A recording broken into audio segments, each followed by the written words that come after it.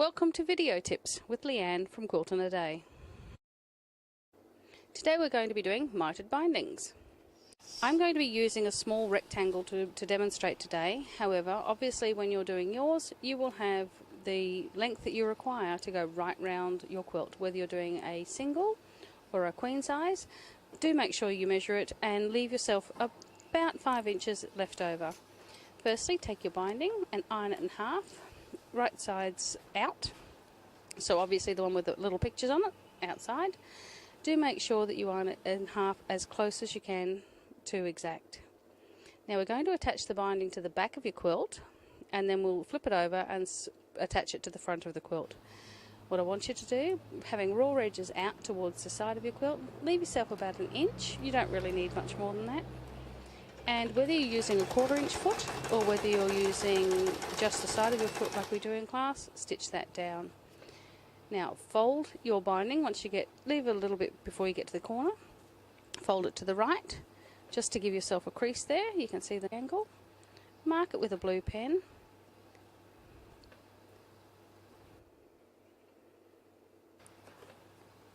Fold it back again. And lay the binding then horizontally along the bottom of the quilt and give that a finger press.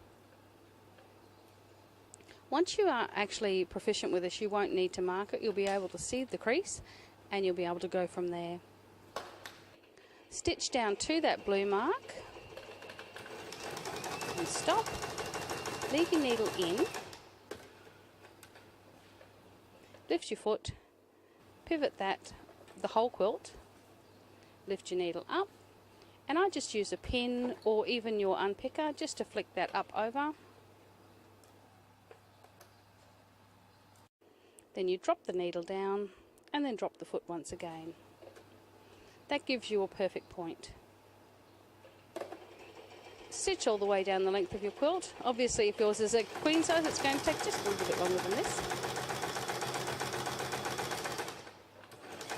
And do the same thing again. So that's flick to the right at a 90-degree angle, crease it, mark it, fold it back up, fold it over along the length of the quilt, finger press it again, and mark it again. So you're marking each side of that corner so that you know where you need to stitch to. Once you get the hang of it, it'll be really easy.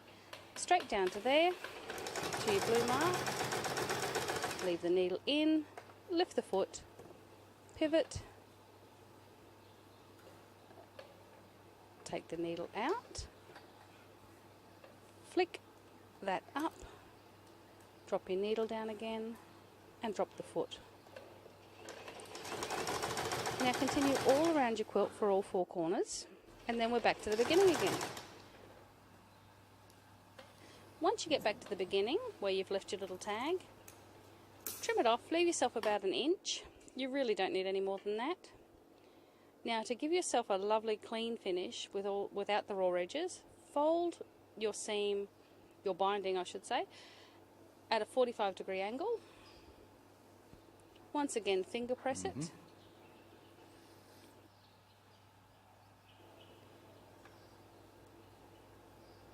Tuck your other binding in, or the other end of your binding in, and stitch it down. Now before you embark on mitered bindings onto your marvellous quilt you've just finished, I do recommend you have a couple of goes like I've done with the little square or little rectangle. Press that out, just like we do in class with the normal binding. Turn your quilt over to the front. Now with these corners, you can take a small pair of scissors and just take that 1/4 inch seam off the corner. I do sometimes, mostly I don't. Press it out. It gives you a nice sharp 90-degree, and do take the time to do this properly. Fold it back as a sharp point again, and then we pin.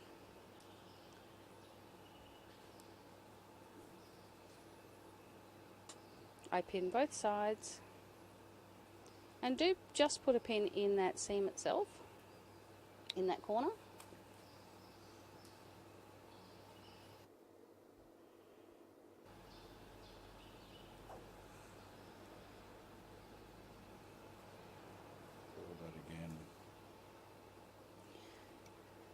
Once you've got them all pinned, you actually now stitch on top of the quilt, so you're working on the front of the quilt, and stitch about 1 millimetre in all the way round. Stitch right down to that corner, and just like we did to attach it, leave the needle in once you get to the pivot point,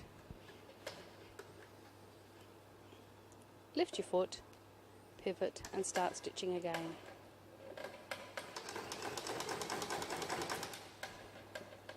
Go right round your whole quilt.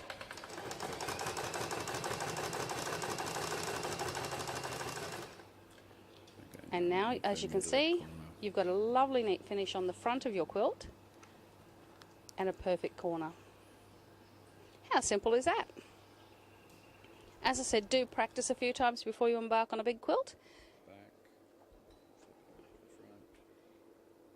And it's just that simple to do. So thank you for joining us today for our Quilt in a Day as tips, and we'll see you next time with Quilt in a Day.